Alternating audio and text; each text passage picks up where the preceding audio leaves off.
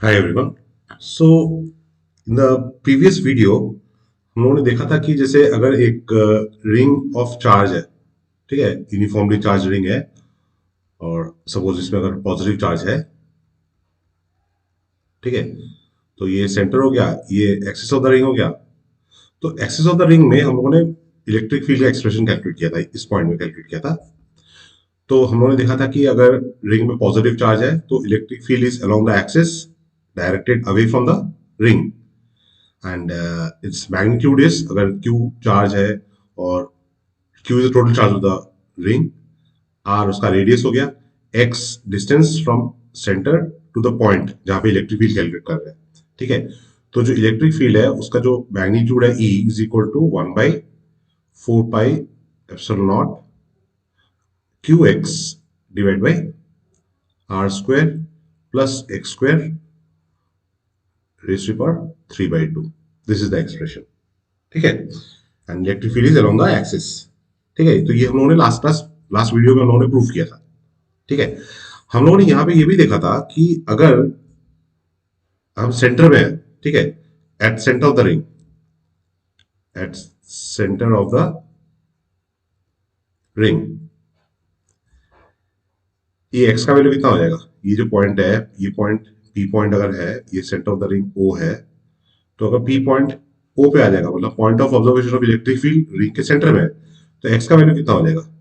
X will be equal to zero, ठीक है। यहाँ पे अगर एक्स की वैल्यू जीरो देंगे तो ये पूरा एक्सप्रेशन जीरो हो जाएगा, तो इलेक्ट्रिक फील्ड कितना आएगा? Electric field at the centre of the ring it will be equal to zero, ठीक है। अच्छा, अब अगर far away from the ring देखें, ठीक है, far away from the ring, तब क्या होगा?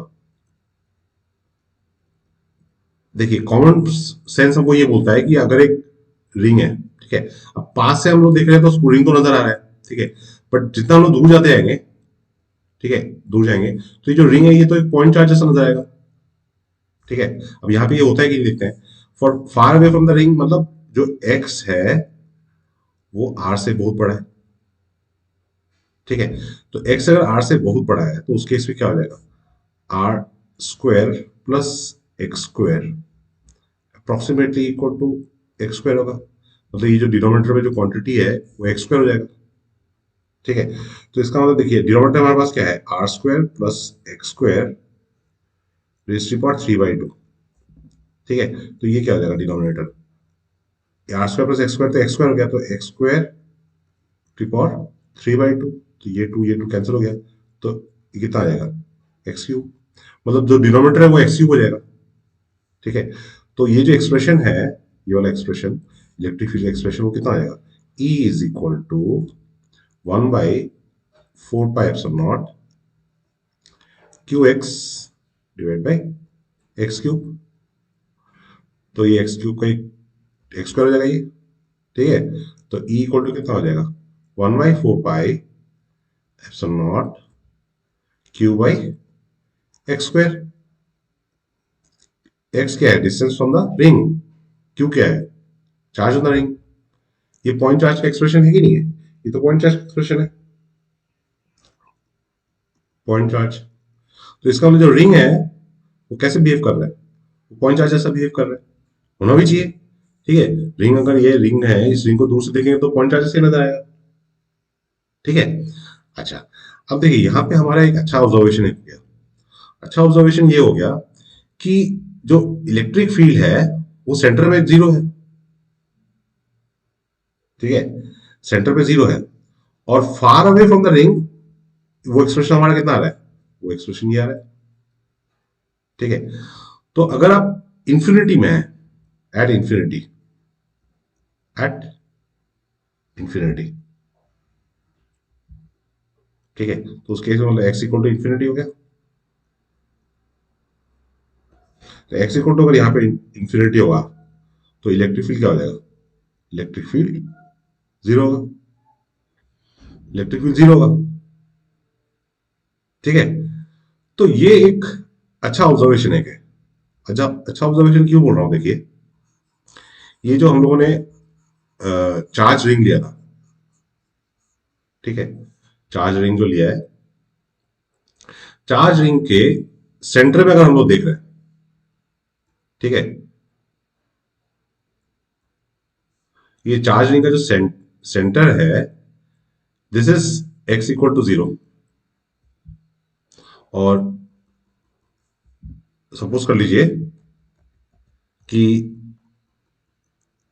ये जो लोकेशन है ये एक्स इक्वल टू इन्फिनिटी, मतलब काफी दूर है रिंग से। तो यहां पे हमको इस रीजन में हमको इलेक्ट्रिक फील्ड का जो वैल्यू है at the centre, electric field zero. और यहां पे भी हमको इलेक्ट्रिक फील्ड का वैल्यू जीरो मिला, मतलब इस लोकेशन में इलेक्ट्रिक फील्ड जीरो है, far away from the ring, far away मतलब एट इन्फिनिटी। और at centre also electric field is zero, इन दोनों लोकेशन में इलेक्ट्रिक फील्ड जीरो है। और somewhere in between, somewhere in between यहां पे कहीं पे जो इलेक्ट्रिक फील्ड है, इलेक्ट्रिक फील्ड का एक्सप्रेशन कितना हो रहा है, इलेक्ट्रिक फील्ड का एक्सप्रेशन हो रहा है E is equal to 1/4πε0 q x by are square plus x square 3/2, 3/2, एक बीच में कहीं पे हो रहा है, ठीक है। तो इसका मतलब क्या है कि जो इलेक्ट्रिक फील्ड का वैल्यू है वो सेंटर पे जीरो है, यहां पे फिर जीरो हो रहा है, बीच में कहीं पे बढ़ रहा है, ठीक है। और ऑब्वियसली बढ़ रहा है मतलब क्या है, कहीं पे उसका वैल्यू मैक्सिमम होगा। अच्छा, इसका मतलब ये हो गया, हम लोग लिख सकते हैं at x equal to zero and x equal to infinity, electric field is equal to zero, ठीक है। Electric field is equal to zero. So that means, that means between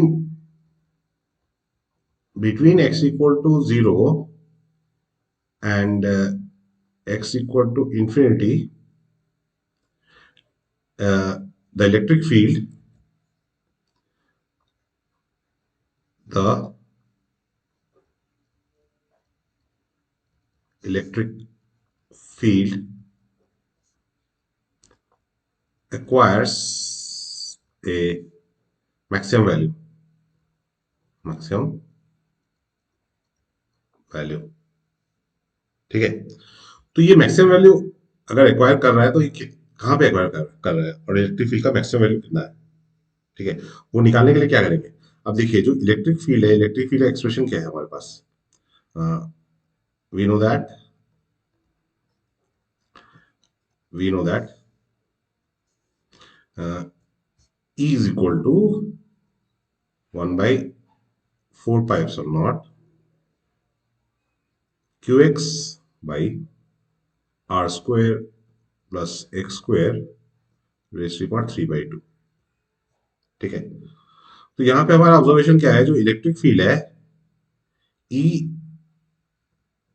varies with x, मतलब बाकी सब term तो यहाँ पे constant है, r q ये सब कांस्टेंट है, और इलेक्ट्रिक फील्ड वेरी कर रहा है विद x, क्योंकि यहाँ पे x इक्वल टू जीरो पे इलेक्ट्रिक फील्ड जीरो हो रहा है, x इक्वल टू इन्फिनिटी पे भी इलेक्ट्रिक फील्ड जीरो हो रहा है, ठीक है। इन दोनों दोनों लोकेशन पे इलेक्ट्रिक फील्ड जीरो है और बीच में नॉन जीरो वैल्यू है, मतलब इलेक्ट्रिक फील्ड जहाँ पे जीरो है इस लोकेशन में, फिर नॉन जीरो वैल्यू है, मतलब वो इंक्रीज हुआ और फिर फाइनली डिक्रीज हुआ, इसका मतलब यही है। तो इलेक्ट्रिक फील्ड अगर एक्स के साथ वेरी कर रहा है और इलेक्ट्रिक फील्ड का मैक्सिमम वैल्यू निकालना है, तो मैक्सिमम मिनिमम वाला कंडीशन निकालेंगे, ठीक है।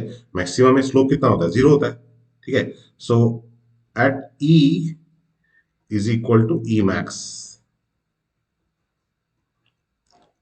D by D x equal to zero होगा, ठीक है ना। तो यहां पे हम इसको इस एक्सप्रेशन को डिफरेंशिएट करके देखते हैं, इस एक्सप्रेशन को डिफरेंशिएट करके देखते हैं, ठीक है।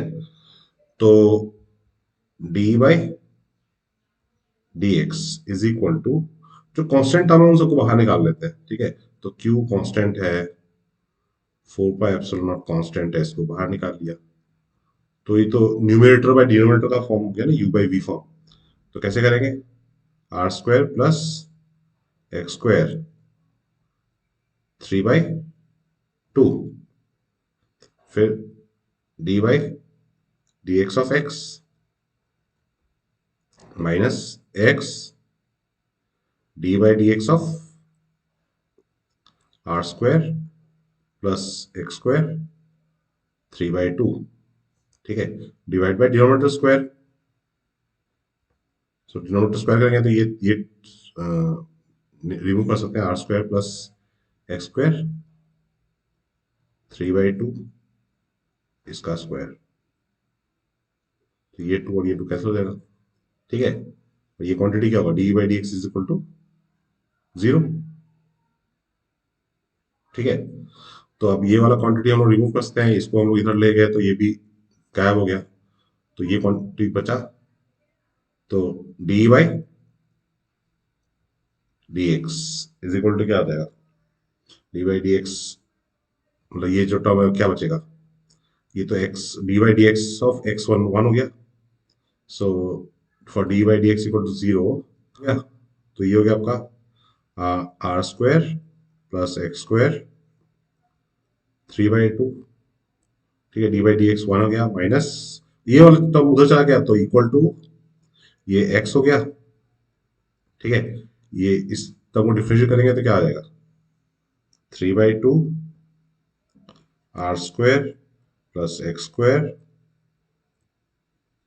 3/2 -1, फिर R square plus x square में एक्स स्क्वायर को डिफरेंशिएट आर स्क्वायर को डिफरेंशिएट करेंगे तो 0, एक्स स्क्वायर को डिफरेंशिएट करेंगे तो ट्वाइस एक्स, तो ये ट्वाइस एक्स हो गया,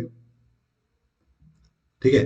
तो ये 2 और ये 2 कैंसिल हो गया, सो क्या आ गया हमारे पास, r square plus x square 3/2, ये x और ये 3, so is equal to 3x square r square plus x square 1/2, ठीक है।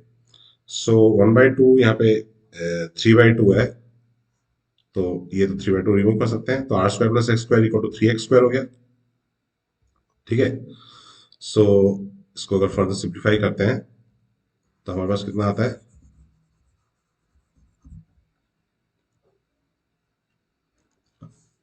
कलर चेंज कर लेता हूं, R square plus x square is equal to 3x square, so R square is equal to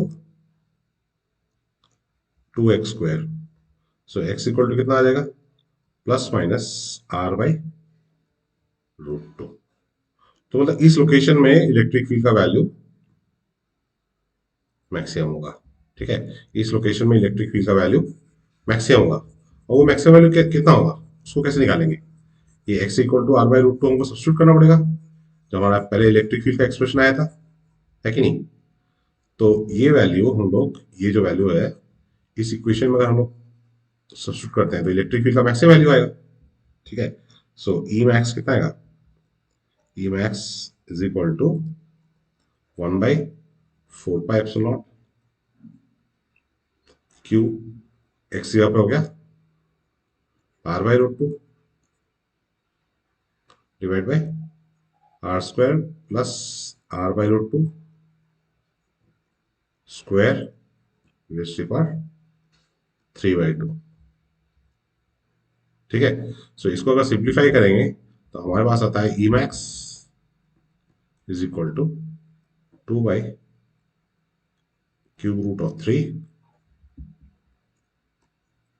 1/4πε0 Q/r²।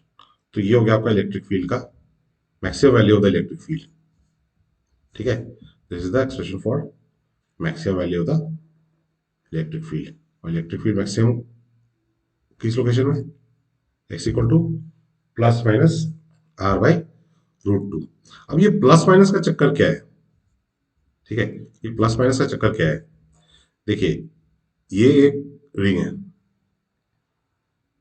ठीक है, और रिंग में positive charge है, ठीक है, पूरे रिंग में पॉजिटिव चार्ज डिस्ट्रीब्यूटेड है, और ये हो गया आपका एक्सिस ऑफ द रिंग, ये हो गया एक्सिस ऑफ द रिंग। तो इस साइड में अगर है आप right side of the ring तो इलेक्ट्रिक फील्ड जो है वो इस डायरेक्शन में, यहां पे होंगे तो इलेक्ट्रिक फील्ड इस डायरेक्शन ऑपोजिट डायरेक्शन होगा, अवे फ्रॉम द रिंग होगा, है कि नहीं? तो यहाँ पे इलेक्ट्रिक फील्ड इस साइड हो गया, ठीक है? यहाँ पे electric field, both case in both cases electric field is directed away from the ring. तो हो क्या रहा है कि इस लोकेशन में, ये लोकेशन में इलेक्ट्रिक फील्ड मैक्सिमम हो रहा है, ये x equal to plus are by root हो गया, और ये हो गया x equal to minus are by root two. इन दोनों लोकेशन में इलेक्ट्रिक फील्ड का वैल्यू जो है वो आ रहा है आपका मैक्सिमम वैल्यू, ठीक है? और यहां पे आपका इलेक्ट्रिक फील्ड जीरो है। तो जैसे अगर हम लोग यहाँ पे ग्राफ ड्रॉ करें,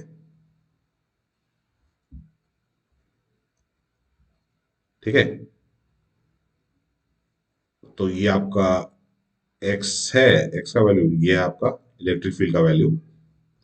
तो ग्राफ कुछ ऐसा होगा, मतलब यहाँ पे x इलेक्ट्रिक फील्ड मैक्सिमम हो गया, यहाँ पे जीरो हो गया, फिर यहाँ पे मैक्सिमम हो गया, फिर यहाँ पे डिक्रीज हो रहा है, ठीक है? तो ये आपका लोकेशन हो गया x equal to plus are by root two, और ये आपका लोकेशन हो गया x equal to minus are by root two, ठीक है? तो इन दोनों लोकेशन में इलेक्ट्रिक फील्ड मैक्सिमम हो रहा है। अब देखिए यहाँ पे इलेक्ट्रिक फील्ड जो मैं ड्रॉ कर रहा हूँ फर्स्ट क्वाड्रेंट में, और यहाँ पे आपका थर्ड क्वाड्रेंट, मतलब यहाँ पे जो इलेक्ट्रिक फील्ड है उसको मैं पॉजिटिव ले रहा हूँ, और यहाँ पे जो इलेक्ट्रिक फील्ड है उसको मैं नेगेटिव ले रहा हूँ। क्यों? क्योंकि जब मतलब एक्स पॉजिटिव है, इस डायरेक्शन में एक्स पॉजिटिव है, ठीक है? इस डायरेक्शन में आप आ रहे हैं तो एक्स पॉजिटिव है, तो इलेक्ट्रिक फील्ड जो है वो पॉजिटिव डायरेक्शन में, ये हम लोग पॉजिटिव डायरेक्शन ले रहे हैं।